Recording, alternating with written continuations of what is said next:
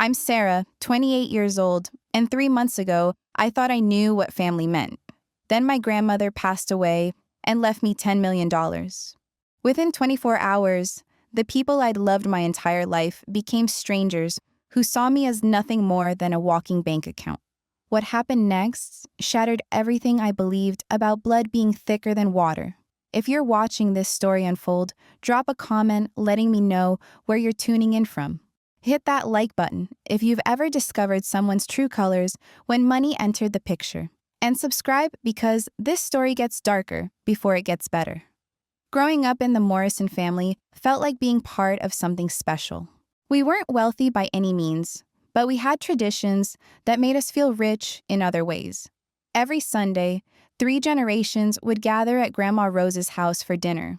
The smell of her famous pot roast would fill the entire neighborhood, and her dining room table would stretch with extra leaves to accommodate everyone. There was my father David, a mechanic who worked with his hands and believed in earning every dollar through honest labor. My mother Linda taught kindergarten and had this incredible ability to see the good in everyone, even when they disappointed her. My older brother Marcus was the golden child, a successful real estate agent with a beautiful wife named Jennifer, and twin boys who could do no wrong in anyone's eyes. Then there was my younger sister Emma, still finding herself at 24, bouncing between jobs and relationships, but always welcomed back with open arms. And at the center of it all was Grandma Rose, the matriarch who held our family together like glue. She was 89 years old with the sharpest mind you'd ever encounter, and a work ethic that put people half her age to shame. Rose had immigrated from Ireland as a young woman with nothing but determination and a fierce love for the family she planned to build in America. What none of us knew, and I mean absolutely none of us, was that Grandma Rose had been quietly accumulating wealth for decades. She lived in the same modest 2-bedroom house for 60 years, drove her ancient Honda until it literally couldn't run anymore, and clipped coupons like her life depended on it. She worked as a seamstress well into her 70s, taking in alterations and repairs from the neighborhood. Every penny seemed to go toward practical things, never luxuries. The woman wore the same winter coat for 20 years and would darn her own socks rather than buy new ones. When anyone in the family offered to help her financially or suggested she deserved to treat herself, she would wave them off with that stubborn Irish pride and say she had everything she needed. But Grandma Rose was also incredibly generous in ways that mattered. When Marcus wanted to start his real estate business but couldn't qualify for a loan, she somehow found $5,000 to help him get started. When Emma crashed her car and couldn't afford the repairs, Grandma Rose quietly paid the mechanic. When I was struggling through college and my part-time job wasn't covering textbooks, she would slip me a $100 bill with a wink and make me promise not to tell my parents. These weren't huge amounts by most standards, but for a woman who supposedly lived on a fixed income, her ability to help family members in crisis always seemed like small miracles. We just assumed she was incredibly careful with her Social Security and pension, stretching every dollar to its absolute limit. The truth was so much more complex than any of us imagined. Grandma Rose had been investing steadily for over 50 years, not in anything flashy or risky, just solid, boring stocks and bonds that grew slowly and steadily over time. She had taught herself about compound interest and dollar cost averaging long before those terms became popular. Every month, without fail, she would take a portion of her earnings and invest it, no matter how small the amount. She also owned rental properties that she managed herself, 3 small houses in neighborhoods that slowly gentrified over the decades. She would collect rent, handle maintenance issues, and deal with tenants while never mentioning to any of us that she was a landlord. When we drove past those houses, they just looked like regular homes in regular neighborhoods. We had no idea our grandmother owned them. The most shocking discovery came later when we learned about her art collection. Apparently, Grandma Rose had an eye for undervalued pieces and had been quietly purchasing paintings and sculptures from local artists for decades. Some of those artists became quite successful over time. making her modest purchases worth significant money. But here's the thing about Grandma Rose that made her truly special. Despite accumulating this wealth, she never changed. She never became flashy or materialistic. She never looked down on anyone or acted like she was better than her circumstances suggested. Money was simply a tool to her, not a measure of worth or status. She used to tell me that the best investments weren't in stocks or real estate, but in people and relationships. She believed that helping family members when they truly needed it was worth more than any amount sitting in a bank account. The money was always meant to serve a purpose, never to be hoarded for its own sake. 3 months ago, Grandma Rose passed away peacefully in her sleep. The entire family was devastated. She had been our anchor, our gathering point, our source of wisdom and unconditional love. The house felt empty without her voice calling everyone to the dinner table. The silence where her laughter used to be was deafening. We planned a beautiful funeral that celebrated her life and the legacy of love she had built. The church was packed with neighbors, former coworkers, and people whose lives she had touched in small but meaningful ways. Person after person shared stories about her kindness, her wit, and her unwavering faith in the goodness of people. During those first weeks of grief, our family actually grew closer. We leaned on each other for support, sharing memories and comforting each other through the loss. Marcus organized everything with his typical efficiency. Emma helped Mom sort through Grandma's belongings with surprising gentleness. Dad handled the practical matters while trying to hide how much he was struggling with losing his mother. I threw myself into work, trying to distract myself from the emptiness. I was a social worker at a nonprofit that helped families in crisis, and the demanding nature of my job usually provided enough distraction to get through difficult times. But this loss felt different, deeper. Grandma Rose hadn't just been my grandmother, she had been my confidant and my biggest supporter. 2 weeks after the funeral, we received a call from Harold Whitman, an attorney we'd never heard of. He explained that he had been Grandma Rose's lawyer for over 20 years and needed to schedule a reading of her will. This seemed strange since none of us knew she had an attorney, let alone a formal will. We had assumed her modest possessions would be divided simply among her children. The meeting was scheduled for a Tuesday afternoon at Mr. Whitman's downtown office. The entire family planned to attend out of respect for Grandma Rose's final wishes, though none of us expected anything particularly significant. Maybe she had left specific instructions about her jewelry or had designated who should receive her china set. Walking into that law office, I remember feeling grateful that Grandma Rose had been organized enough to handle these details properly. It would make the process easier for everyone and prevent any potential conflicts over sentimental items. We were all still raw from grief and wanted to honor her memory by handling her affairs with dignity and respect. Mr. Whitman was a distinguished older gentleman with kind eyes and a gentle manner. He offered his condolences and explained that Rose had been very specific about how she wanted her will to be handled. She had left detailed instructions and had updated her will as recently as 6 months before her death. As we settled into the conference room, I noticed how nervous Mr. Whitman seemed. He kept adjusting his glasses and clearing his throat. Something about his demeanor made me uneasy, though I couldn't pinpoint exactly what it was. He began by explaining that Rose had been very methodical about her estate planning and had worked with him for years to ensure everything was properly documented. Then he opened a thick folder and began reading from the will in that formal legal language that makes everything sound more serious than it needs to be. The first part was standard stuff.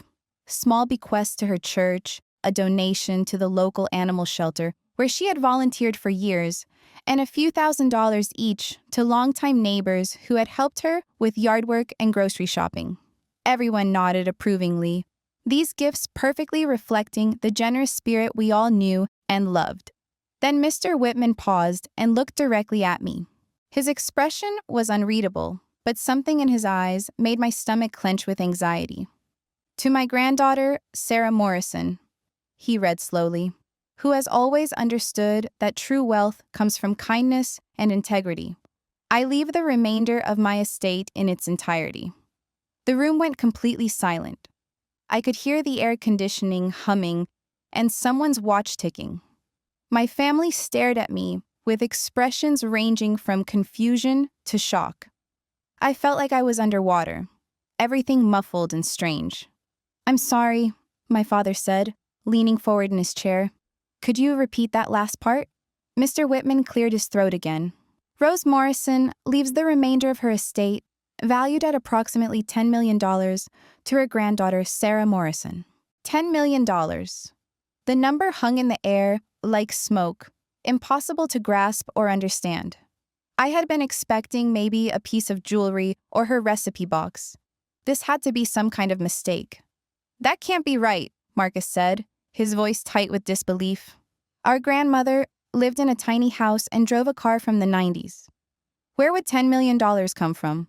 Mr. Whitman began explaining about the investments, the rental properties, and the art collection. With each revelation, my family's shock deepened. But something else was happening too. I could see the gears turning in their heads as they processed what this meant. My mother was the first to speak after the attorney finished his explanation. "Well, this is quite a surprise," she said, with a forced smile that didn't reach her eyes. "Sarah, honey, this is such a blessing for our whole family." The way she emphasized "our whole family" sent a chill down my spine. Marcus was already pulling out his phone, probably calculating numbers in his head. Emma looked stunned, but I caught her glancing at me with an expression I'd never seen before, something calculating and cold. "Obviously, we'll need time to process this," my father said in his practical way. "Sarah's going to need guidance managing this kind of responsibility." That word, responsibility, felt loaded with implication, like the money wasn't really mine to make decisions about. Mr. Whitman handed me a sealed envelope. "Your grandmother left this for you specifically. She wanted you to read it privately when you were ready." The drive home was awkward and tense. Everyone was quiet, lost in their own thoughts. When we reached my parents' house, the family meeting started immediately without anyone actually calling it that. "We need to think about this logically," Marcus began, slipping into his professional mode. "This kind of money requires proper investment strategies, tax planning, estate management. Sarah's never handled anything like this before." "I think we should all sit down with a financial advisor together," my mother added, "as a family unit. After all, this affects everyone." I noticed how quickly they had shifted from grief over losing Grandma Rose to planning how to manage her money. No one was talking about honoring her memory or understanding why she had made this choice. It was all about the logistics of wealth management. "Maybe I should just take some time to process this first," I suggested. "It's only been a few hours since I found out." The suggestion was met with uncomfortable silence. Emma was the first to break it. "Time to process what exactly?" she asked with an edge to her voice I'd never heard before. "It's not like you earned this money, Sarah. It just fell into your lap." "Emma," my mother warned, but her heart wasn't really in the scolding. "No, I'm serious," Emma continued, her voice rising. "Why Sarah? Why not divide it equally among all of us? We're all family. We all loved Grandma Rose just as much." Marcus jumped in. "Emma has a point. It seems unusual for Grandma to single out one grandchild when she always talked about treating everyone fairly." I felt like I was watching strangers argue about my life. These people had been my support system, my closest relationships, my definition of unconditional love just hours earlier. Now they were questioning my grandmother's final wishes and my right to inherit what she had chosen to leave me. "Maybe she made a mistake," my father said quietly. "She was getting older. Sometimes elderly people make decisions that don't reflect their true intentions." The suggestion that Grandma Rose, with her sharp mind and meticulous nature, had been confused or manipulated stung more than anything else they could have said.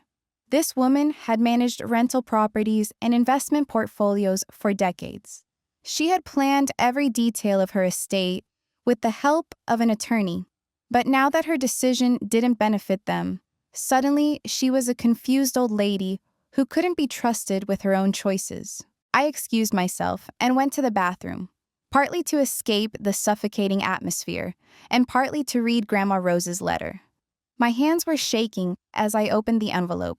The letter was written in her careful handwriting, the same script I remembered from birthday cards and grocery lists throughout my childhood. "My dearest Sarah," it began, "if you're reading this, then Harold has done his job and you now understand the scope of what I'm leaving you.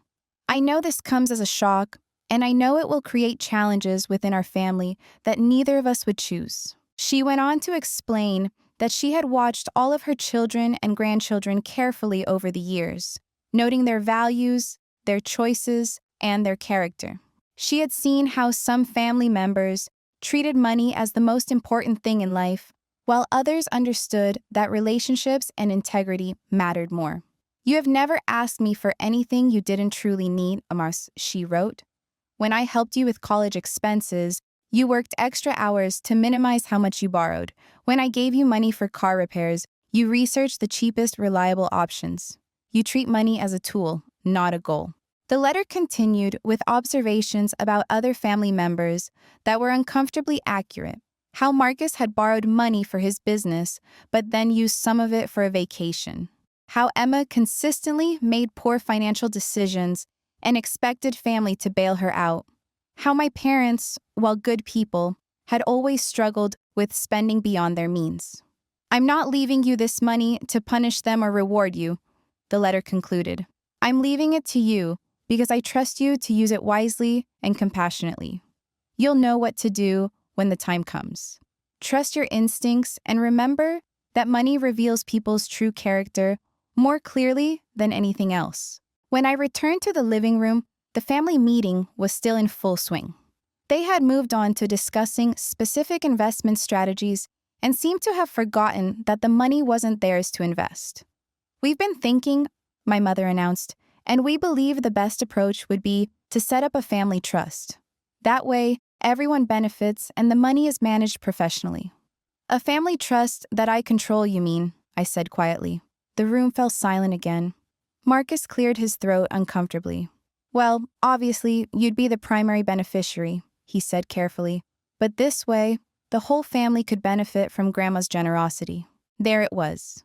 The assumption that Grandma Rose's carefully considered decision was somehow wrong and needed to be corrected by redistributing her wealth according to what they thought was fair.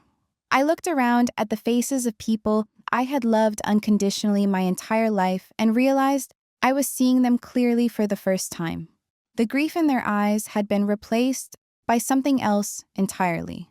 Calculation, entitlement, resentment. "I need some time to think about all of this," I said, standing up to leave. "Don't take too long," Emma called after me. "The longer this money sits around, the more taxes we'll have to pay on it." We. They were already thinking of it as we. As if Grandma Rose's final wishes were just a minor inconvenience to be worked around. That night, I couldn't sleep.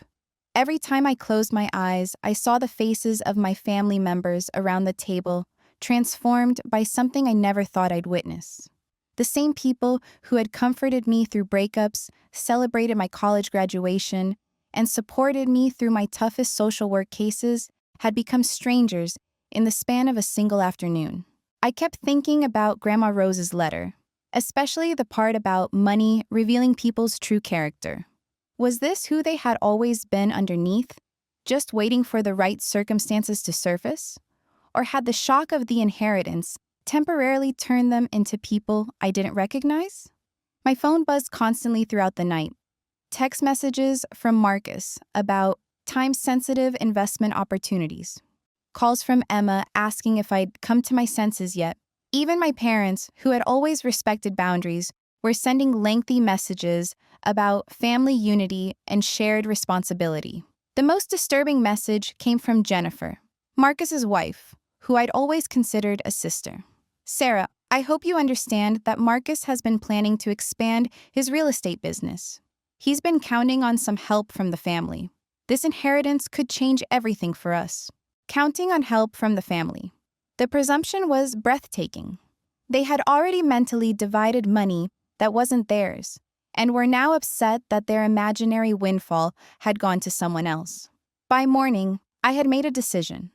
I needed space to think clearly, away from the pressure and manipulation that seemed to be escalating by the hour. I called in sick to work, something I rarely did, and drove to the one place that still felt safe, Grandma Rose's house. The key was still hidden under the ceramic frog by the front steps, exactly where it had been for 20 years. Walking into her living room felt like stepping back in time. Everything was exactly as she had left it, from the crocheted doilies on the side tables to the stack of crossword puzzles by her favorite chair. I sat in that chair and tried to imagine what she would say about everything that was happening. Grandma Rose had always been direct but kind, able to cut through nonsense while still showing love for the people involved. The house felt different knowing about her secret wealth. I started noticing things I had missed before. The paintings on her walls weren't just pretty decorations. They were signed originals that she had quietly collected over the years. The antique furniture I had always assumed was old family pieces were actually valuable investments she had made. But what struck me most was how she had lived surrounded by all this value while maintaining her simple lifestyle. She could have afforded luxury, but she chose contentment instead. The money had been a means to an end, not the end itself. My peaceful reflection was interrupted by the sound of cars pulling into the driveway. Through the lace curtains, I could see my entire family getting out of Marcus's SUV. They had tracked me down. "Sarah, we need to talk," my father called through the front door. "We're all here because we love you and we're concerned about the position you've been put in." The position I've been put in. As if inheriting my grandmother's money was some kind of burden that had been unfairly thrust upon me rather than a deliberate choice made by someone who knew exactly what she was doing. I opened the door reluctantly. They filed in like a delegation, taking their usual seats around Grandma Rose's living room as if they were there for one of our traditional Sunday dinners. But the atmosphere couldn't have been more different. "We stayed up all night talking," my mother began, her voice taking on the overly patient tone she used with difficult kindergarten parents. "And we've come up with a solution that's fair for everyone." Marcus pulled out a folder thick with documents. "I've been in touch with my financial advisor, and we've drafted a preliminary trust structure. It protects the assets, minimizes tax liability, and ensures that everyone in the family benefits according to their needs." "According to their needs," I repeated slowly. "And who decides what those needs are?" "Well, obviously, there would be a board of trustees." Emma jumped in. "Family members who understand everyone's situations and can make decisions collectively." I looked around the room at these people who had raised me, supported me, and loved me for 28 years. 24 hours ago, I would have trusted any of them with my life. Now I was listening to them explain how they plan to override our grandmother's final wishes and redistribute her wealth according to their own sense of justice. "What if I said no?" I asked quietly. The question seemed to catch them off guard. They exchanged glances, clearly having expected me to be grateful for their problem-solving efforts. "Why would you say no?" my mother asked, genuine confusion in her voice. "This way, everyone wins. The money gets managed properly, the family stays together, and you don't have to carry this burden alone." There was that word again. Burden. They had reframed my inheritance as something I needed to be rescued from, rather than something I had been entrusted with. "Because Grandma Rose left the money to me," I said simply. "Not to a family trust, not to be divided equally. To me specifically. Maybe I should try to understand why before I start changing her plans." Jennifer spoke up for the first time. "Sarah, with all due respect, you work at a nonprofit. You've never managed significant money or made major investment decisions. This is a huge responsibility that affects all of us." The condescension in her voice was unmistakable. My career choice, which had always been respected and admired by the family, was suddenly being used as evidence of my incompetence. "And Marcus has experience managing money?" I asked, unable to keep the edge out of my voice. Because I remember him asking Grandma Rose for help when his business was struggling just 2 years ago. Marcus's face flushed. "That was different. I was expanding during a difficult market. Any businessman would tell you that temporary cash flow issues don't reflect overall financial competence. Right? And Emma's financial competence? The same Emma who's defaulted on 2 car loans and moved back in with mom and dad 3 times in the past 5 years? That's not fair, Emma snapped. I've been figuring myself out. Some of us didn't have everything handed to us on a silver platter. The accusation hung in the air like poison. Everything handed to me on a silver platter. I thought about my student loans, my tiny apartment, my beat-up car that needed repairs I couldn't afford. I thought about working 2 jobs through college while Emma partied her way through 3 different majors at a school my parents paid for. You think this inheritance was handed to me? I asked incredulously. You think Grandma Rose just randomly picked my name out of a hat? Of course not, my father said quickly, trying to de-escalate. But you have to admit, it seems arbitrary. She loved all of us equally. Did she, though? The question slipped out before I could stop it, and I immediately regretted the pain I saw flash across their faces. But maybe it was time for some honesty. When was the last time any of you visited Grandma Rose just to visit? Not because you needed something, not because it was a holiday, just because you wanted to spend time with her? The silence stretched uncomfortably. I had lunch with her every Tuesday for 3 years, I continued. I helped her grocery shopping every weekend.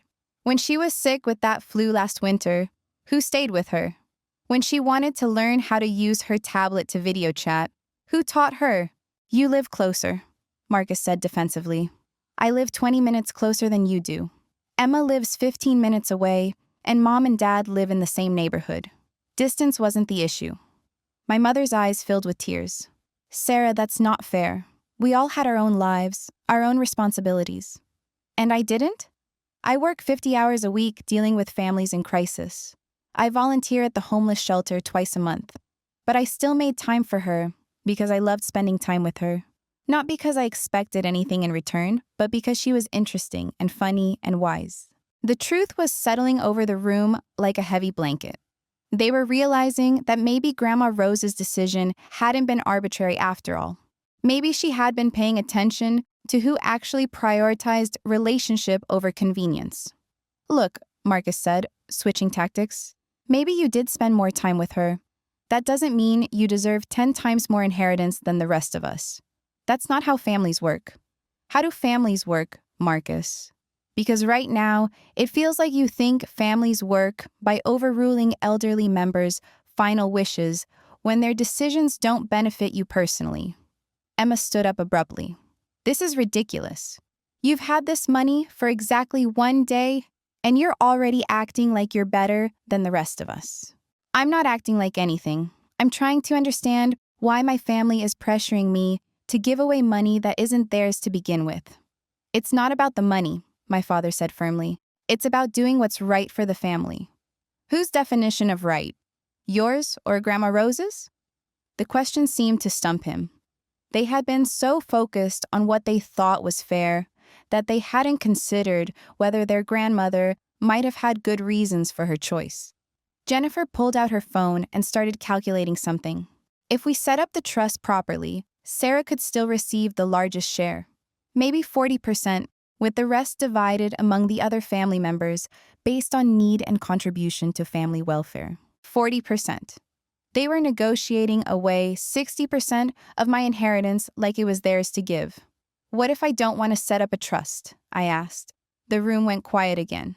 They stared at me like I had suggested burning the money in the backyard. Then what exactly do you plan to do with it? Emma asked, her voice dripping with skepticism.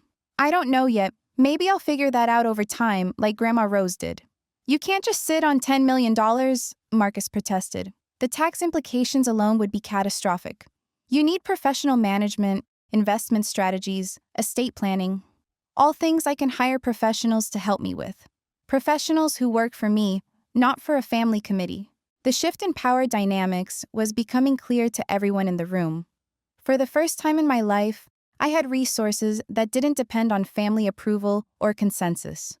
The realization seemed to terrify them as much as it surprised me. My mother tried one more emotional appeal. Sarah, honey, I know this is overwhelming. But families support each other. We've always shared what we had. Have we, though? When Emma needed money for her car, did she ask the whole family to contribute equally? When Marcus needed startup capital, did he expect everyone to chip in proportionately? Or did they ask Grandma Rose specifically because they knew she was the most generous? The uncomfortable truth was that they had always known exactly who to ask when they needed help. They had just never wondered where that help was actually coming from.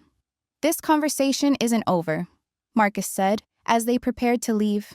"We're going to give you some time to think, but this affects all of us, Sarah. You can't just pretend it doesn't." After they left, I sat alone in Grandma Rose's living room, surrounded by the accumulated treasures of a woman who had understood something about wealth that her family was still learning. She had known that money was a test of character, and she had been quietly taking notes for years, watching how people behaved when they wanted something from her. Now, I was facing the same test, and I was beginning to understand that this inheritance came with a responsibility much greater than managing investments or minimizing taxes. I was responsible for honoring her judgment and proving that she had chosen wisely. The question was whether I was strong enough to stand up to the people I loved most when they couldn't see past their own disappointment to understand what she had really left me. Looking back on these past 3 months, I've learned that inheritance isn't just about money. It's about inheriting wisdom, values, and the strength to stand up for what's right even when everyone you love is pushing you in the opposite direction. Grandma Rose didn't just leave me $10 million. She left me the most valuable lesson of my life. That true family isn't about sharing blood or DNA. It's about sharing values and treating each other with genuine respect and love. My family never did come around. The pressure continued for weeks until I finally had to set firm boundaries and limit contact. It broke my heart, but I realized that the people who truly love you don't try to manipulate you into giving them what isn't theirs. The hardest part was accepting that the family I thought I knew had probably never existed in the first place. Money didn't change them. It just revealed who they had always been underneath. Today, I'm using Grandma Rose's gift exactly as she intended. I've started a foundation that helps families in crisis, honoring both her memory and the values she instilled in me. Sometimes, the people who are supposed to love you unconditionally are the ones who teach you the most painful lessons about conditional love. But if you've been through something similar, know that choosing your own integrity over family pressure doesn't make you selfish. It makes you strong. Have you ever had money reveal someone's true character? Drop your stories in the comments below. Hit that subscribe button if this resonated with you. And remember that sometimes the most loving thing you can do is honor the wishes of those who truly knew your worth.